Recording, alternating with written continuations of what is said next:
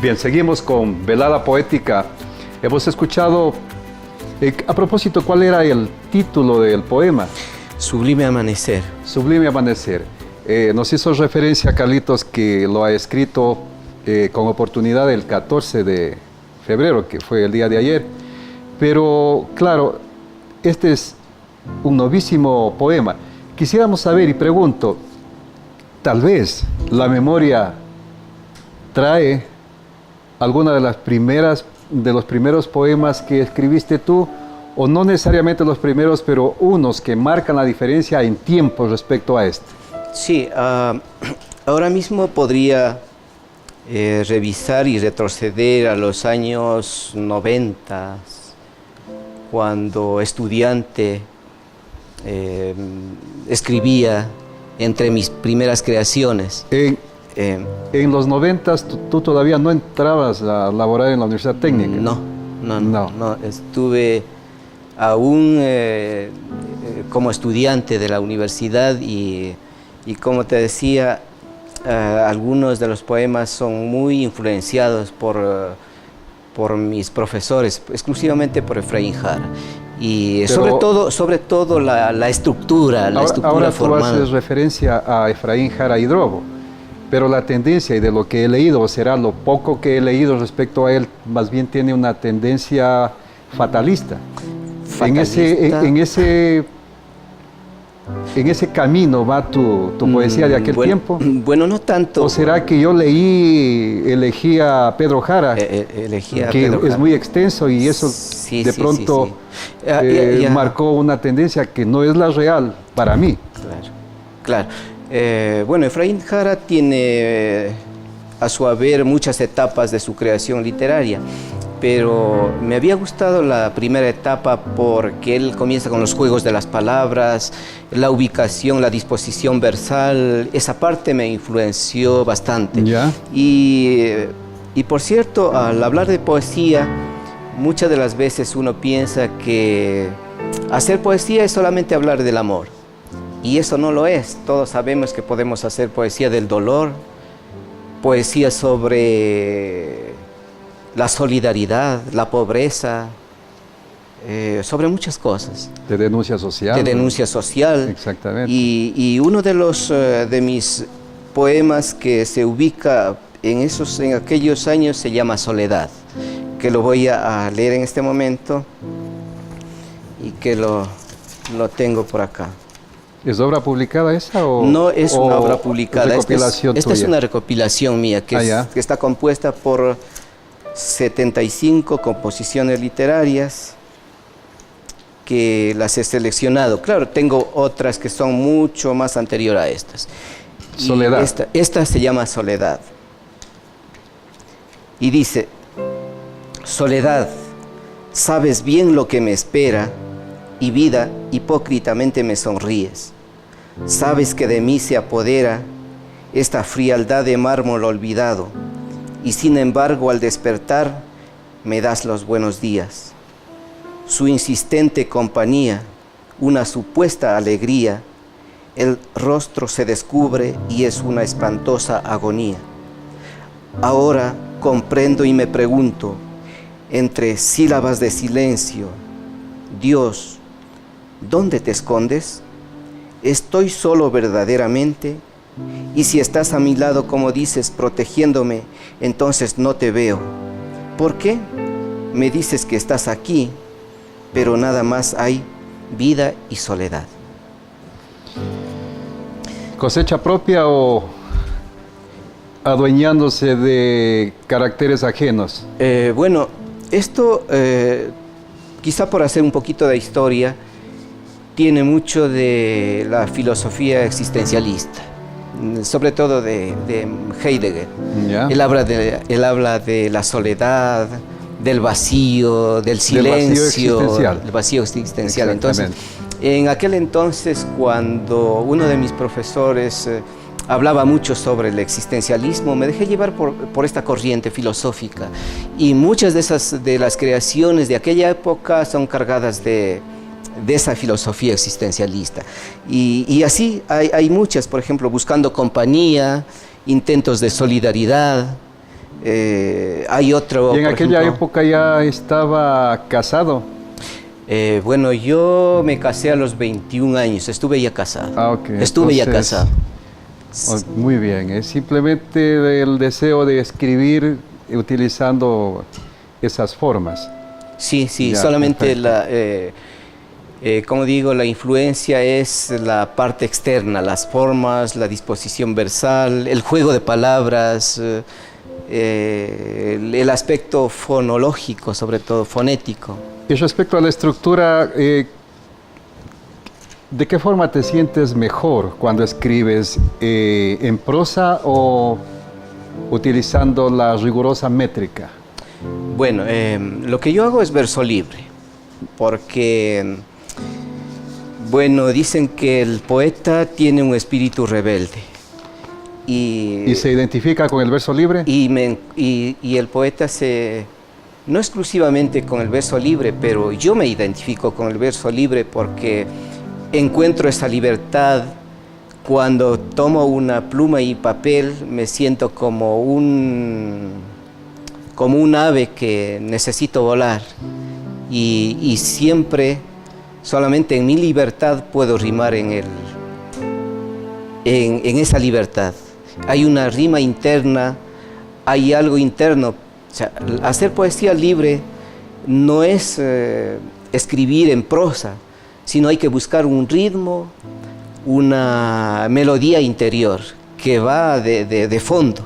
Eso es para desvirtuar, porque cualquiera podría pensar que el verso libre, al decir libre, es libre en su albedrío y no responde a unas formalidades o cánones para escribirlo. Sí, yo respeto mucho quienes escriben con el verso rimado a la manera clásica, porque se necesita mucha educación, mucho esmero.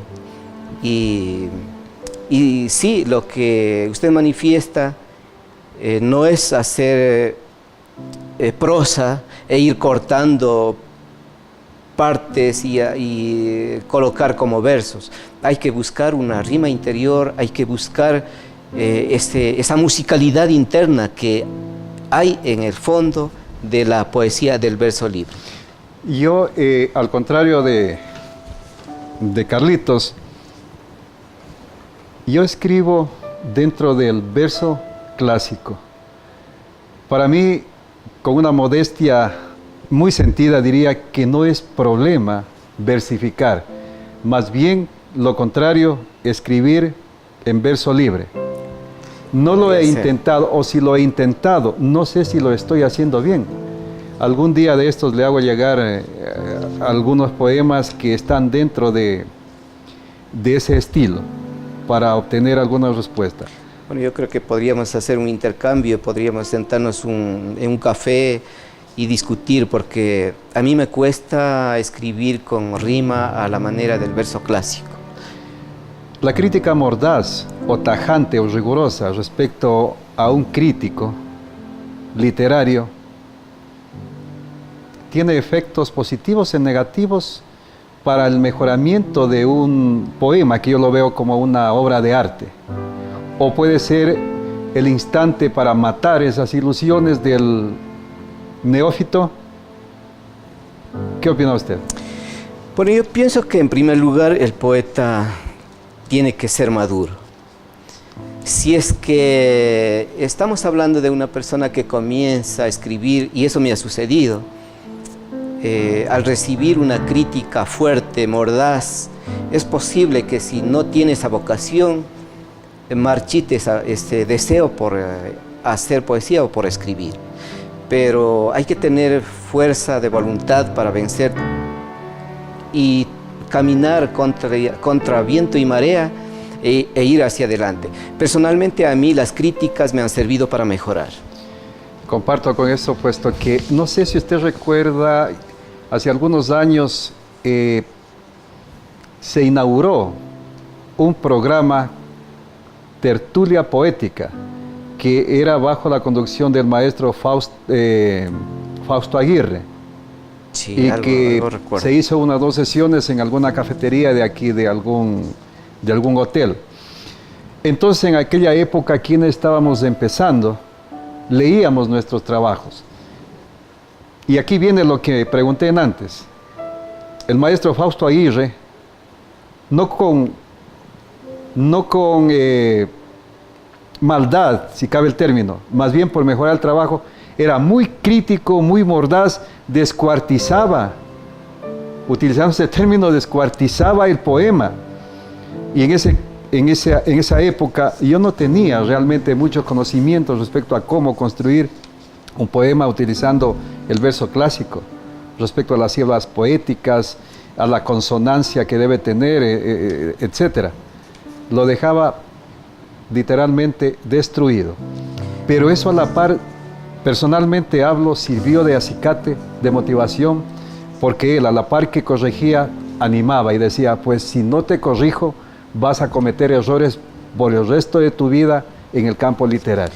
Un gran maestro, el doctor Fausto Aguirre, y si es que nos está viendo, mi saludo, un abrazo afectuoso, doctor Fausto. Usted sabe la hermandad que nos une, la poesía. Hemos hablado mucho sobre esto. Efectivamente, las críticas mordaces muchas de las veces nos hacen pensar y repensar el proyecto y el camino que estamos transitando. Pero cuando a Efrén Sarango le llega un tipo de crítica de esa naturaleza, como tiene esa vocación, esa madera para escribir, pienso que eso le llevó a la perfección con la que ahora muy fluidamente se pueden leer los versos. Y por cierto, soy uno de los asiduos lectores de sus poemarios, de todo cuanto Muchas produce gracias, Carlitos. Tengo aquí un poema, no uno, tengo 3, que gentilmente me los enviaron ayer desde la ciudad de Tulcán. Y me complace leer este primer poema. La autora es Inés Ortiz. Y voy a leer este poema que pues está escrito utilizando o apelando al verso clásico. Oración por los niños pobres. Señor, por los niños pobres yo te pido. Los he visto sufrir y me dan pena. Que haya para ellos pan, un tibio nido y el dulce amparo de una madre buena. Que sus ojos jamás haya tristeza, que de sus labios no brote una queja. Rodéalos de esplendor y de belleza y alivia aquel dolor que les aqueja. Que su camino sembrado esté de flores, no permita, Señor, que sepan ellos que el mundo tiene tantos sinsabores, míralos inocentes, son más bellos. Y por último pido los protejas y los colmes de amor en sutil fuego. Oh divino pastor, son tus ovejas, y por ellas que así tanto te ruego. Muy bien. Desde Tulcán nos envían esta poesía. Muy bien logrados esos versos. En realidad, doña Inés, una poetisa que he conocido algunas creaciones, lo ha hecho muy bien y es una persona que ha sido reconocida incluso por la Casa de la Cultura, núcleo de Tulcán. Núcleo de Tulcán. Perfecto. Pasando a otra cosa, por las vivencias, por lo que conozco, por lo que leo, por lo que indago, en la actualidad, y no sé si comparte usted mi criterio, hay más producción poética dentro del verso libre que del verso clásico. Según su criterio, ¿a qué se debe esto? Bueno, yo pienso que, como había manifestado desde mi punto de vista personal, el dejar volar la imaginación sin ataduras, sin someterse a una rigurosidad estricta de lograr rima verso tras verso, es lo que hace fluir con más espontaneidad el pensamiento. Muchos de los jóvenes poetas que están escribiendo en realidad lo hacen desde el verso libre, y pienso que la tendencia va por ahí, por esa libertad, por la característica mismo de esta época convulsionada, agitada, acelerada, donde el poeta también se ve inmerso en ese mundo. Quiere volar, quiere correr, quiere descubrir cuanto antes. Pienso que ese es el afán de esta tendencia que ahora aparece marcada por el verso libre. Estaba leyendo también en el currículum que usted es responsable de la sección de lenguas hispánicas y literatura. Refirámonos estrictamente a esta sección. En términos reales, hasta aquí, no de proyecciones, ¿cuál es la producción literaria de esa sección, obviamente de sus docentes? Bueno, la mayor parte de mis compañeros profesores escriben relato, hacen relato. Ya. Tengo el doctor, como compañero, el doctor Galo Guerrero, que hace... Bueno, estuvo él por hace, aquí también. Sí, Galo lo había Guerrero. visto, creo que en unos 2 programas, un programa atrás. Ya. Hace los 2 géneros, en prosa y verso. También mi compañero Darío Jiménez, que escribe novela. Ya. Profesores nuevos que tenemos ahora, Mateo Guayasamín, Norman González, que también hacen su producción, pero la mayor parte, como le digo, escriben en prosa. Ya. Y creo que de la sección soy el único que hace poesía. Bien, interesante. ¿Es tal vez una circunstancia mandatoria la producción o queda libre albedrío del docente? No. Yo creo que la creación poética, al estar sujeta bajo alguna norma, dejaría de ser arte. No está sujeto a ninguna presión, a ninguna dirección por donde pueda transitar. Queda a la libre creación del poeta, en este caso, del artista. Claro, hago una aclaración. No lo decía en términos de que el poeta hay que forzarlo para que produzca. Más bien en términos administrativos me refería a que en determinado tiempo debe haber producción. En esos términos. Y volviendo al tema, nunca, obviamente, un escritor, un poeta, debe ser forzado para que produzca.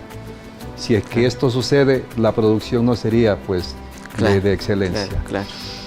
Bien, regresamos después de esta pausa publicitaria.